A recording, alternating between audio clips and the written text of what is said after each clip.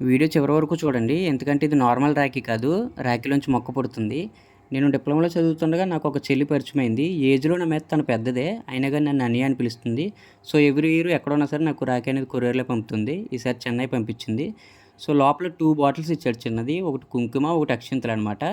రాఖీ చూడడానికి కూడా చాలా బ్యూటిఫుల్‌గా ఉంది. ప్యూర్ కాటన్ అనమాట. ఎటువంటి మెటల్ ఐటెమ్స్ యూజ్ చేయలేదు.